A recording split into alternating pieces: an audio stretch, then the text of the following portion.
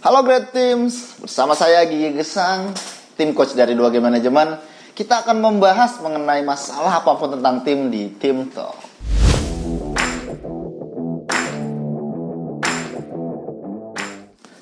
Saat ini lagi ngetren banget nih istilah new normal ya. Kita diminta untuk masuk ke situasi normal yang baru setelah 2 bulan lebih lamanya kita berada dalam situasi yang mau tidak mau harus kita akui memang tidak normal. Pandemi COVID-19 ini memang sebuah hal yang sangat luar biasa ya. Ini memaksa kita semua untuk diam di rumah. Kita tidak boleh kemana-mana. Kita tidak boleh untuk ketemu orang. Kita tidak boleh untuk bekerja.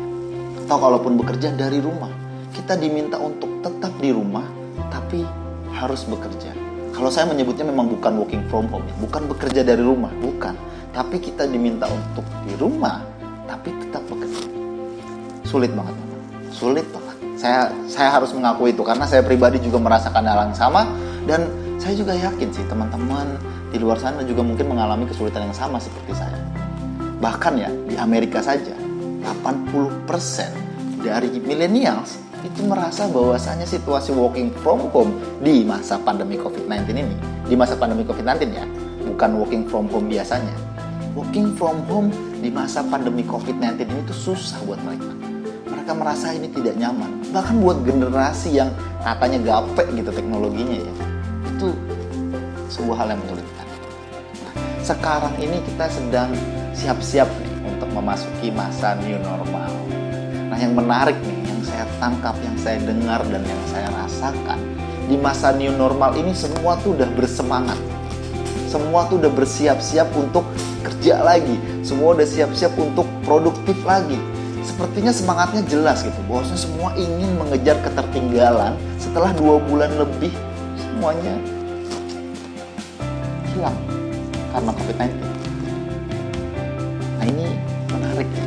Ini fenomena yang sangat menarik. Nah saat ini semua sepertinya sedang mencoba untuk mengejar ketertinggalan tersebut. Semua ingin kinerjanya kembali lagi atau bahkan lebih dari yang sebelumnya. Ya tetap minta lebih lah. Kenapa? Karena 2 bulan loss, 2 bulan lebih loss.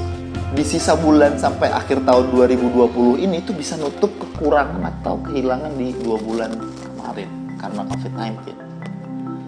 Saya bersyukur sih, ya ternyata semangat kita memang kuat sekali ya untuk bangkit lagi nih. Luar biasa ya kalau saya ngalaminya secara langsung ya. Saya merasakannya tuh semangat jadinya, ikut-ikutan semangat gitu. Harapan untuk mampu nih melejitkan produktivitasnya ini memang harus dicermati. Karena pada 2 bulan sebelumnya, 2 bulan lebih sebelumnya karena COVID-19 ini itu ada yang berbeda dari situasi kerja, ada yang berbeda dari situasi tim kita. Pernah terbayang nggak sih? Nanti pas masuk kerja lagi tim kita akan sama atau tidak? Saya yakin tim kita beda. Ada yang berbeda pasti dari tim kita. Ada yang perlu untuk di-tune in gitu. Ada yang perlu di-building nih. Timnya perlu dikembangkan lagi gitu. Karena ini situasinya baru. Tim diminta dan diharapkan untuk beradaptasi nih sama situasi yang baru ini nih. Bukan hanya dengan protokol new normal yang nanti mungkin dicanangkan oleh pemerintah ya, tapi juga dengan dampak-dampak yang dibawa oleh wabah COVID-19 sebelumnya, selama 2 bulan sebelumnya. Harapan untuk beradaptasi dengan situasi yang baru ini memang seharusnya kita buat tidak hanya lagi menjadi harapan, tapi menjadi sebuah tujuan. Kita nih harapannya bisa nih, setelah ini benar-benar produktivitasnya itu meningkat. Nah, apa yang harus kita lakukan ternyata? Nah, yang saya pahami, untuk mampu beradaptasi, kuncinya cuma satu. Agar kita mampu beradaptasi dengan situasi yang ada ini, kita mau tidak mau harus belajar. Kita harus tidak mau membuat tim kita belajar menghadapi situasinya. Belajar, dan belajar. Kenapa kinerja tim yang harusnya didorong? Kenapa tim yang diharapkan untuk mampu untuk belajar dengan baik, beradaptasi dengan situasi yang ada? Karena kuncinya kinerja bisnis itu ditentukan oleh kinerja tim. Organisasi itu berjalan dengan adanya tim. Banyaknya tim yang saling bekerja menjadi sebuah tim yang besar, yaitu organisasi. Jadi memang saat ini kalau memang akhirnya semangat kita ini ingin mengejar ketertinggalan 2 bulan karena COVID-19 kemarin, maka kita harus siap nih untuk mendorong tim kita belajar, mampu beradaptasi dengan situasi baru, situasi di new normal. Nah, tapi kan gimana ya, kan udah 2 bulan gitu ceritanya produktivitas turun. Gak banyak bisnis yang berhasil bangkit di situasi COVID-19 kemarin. Sebagian besar itu kinerjanya turun. Ya, kalau kita bicara kinerja pasti akan pengaruhnya ke anggaran terbaik. Setelah 2 bulan kemarin kan pasti agak sulit nih ya. Kalau kita bicara belajar kan emang gak jauh-jauh lagi sama anggaran untuk belajar ya. Anggaran untuk program training, anggaran untuk program learning. Ya, ini kontradiktif jadinya kan, kontradiktif. Bisnis kinerjanya lagi lesu, tapi kok ya malah kita diminta untuk menggenjot anggaran di bidang pembelajaran untuk pengembangan SDM kita, pengembangan tim kita. Ini kan ya perlu disiasati dengan baik. Maka yang bisa kita lakukan dalam situasi ini itu ya kita coba untuk mengakali bagaimana pembelajarannya itu tepat sasaran. Bagaimana kita membuat program pengembangan tim itu yang tepat. Jadi ya oke lah memang kita diminta untuk menggenjot pembelajaran tim kita, tapi juga bukan berarti kita membuat program pembelajaran tim membabi buta.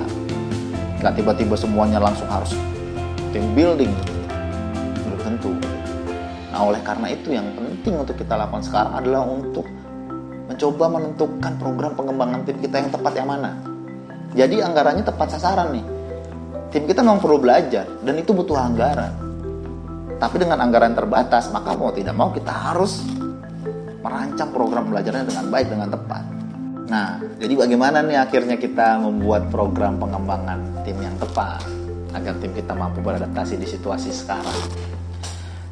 Kalau kita ingin mencoba meraih sesuatu atau bergerak ke sebuah titik tertentu, atau kalau dalam konteks ini tim kita diminta untuk kembali produktif di masa new normal, maka sebenarnya yang harus kita lakukan adalah sama di mana-mana.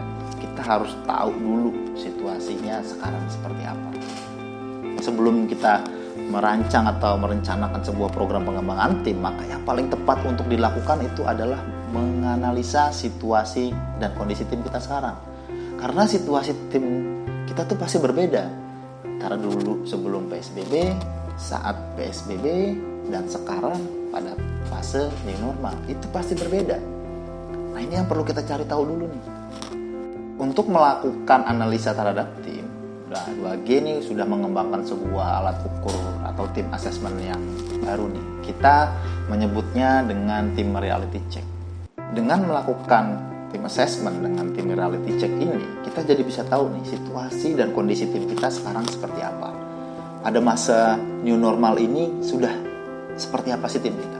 Jadi inline gitu ya. Kita butuh untuk mengembangkan tim. Harus dalam situasi sekarang ini kalau memang kita ingin melejit, kita ingin mengejar ketertinggalan 2 bulan kemarin, tapi memang dengan resource yang terbatas nih. Oleh karena itu kita harus benar-benar mampu nih menentukan program pengembangan tim yang tepat.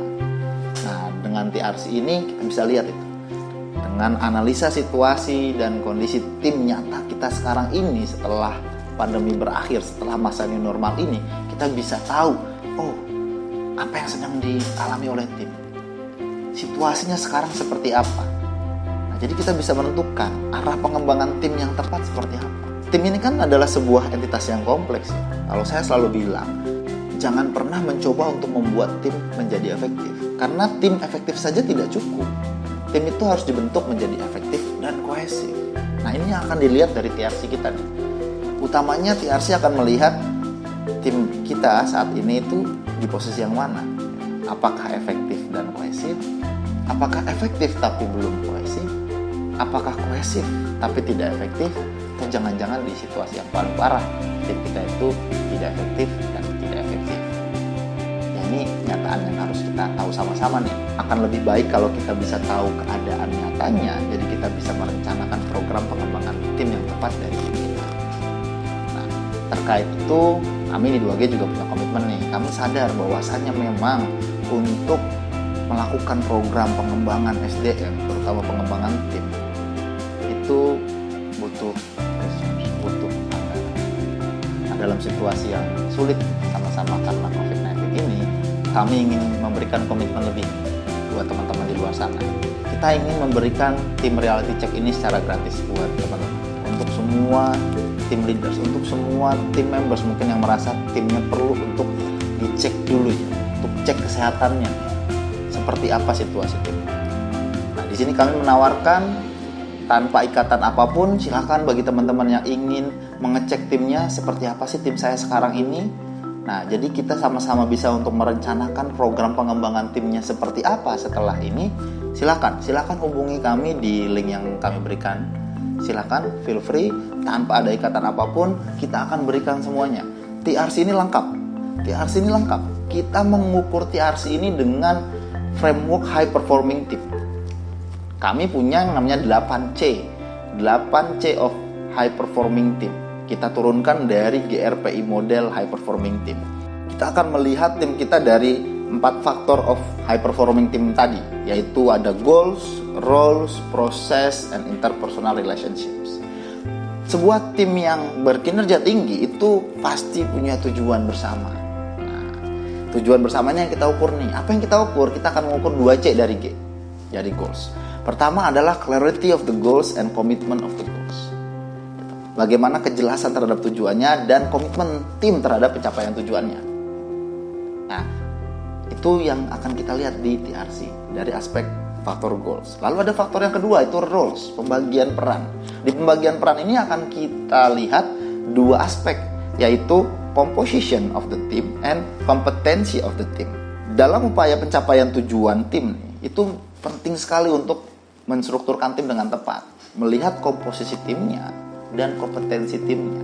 Nah, itu yang akan kita lihat juga nih untuk situasi fase new normal ini, apakah komposisi tim dan kompetensi tim kita itu sudah sesuai atau belum.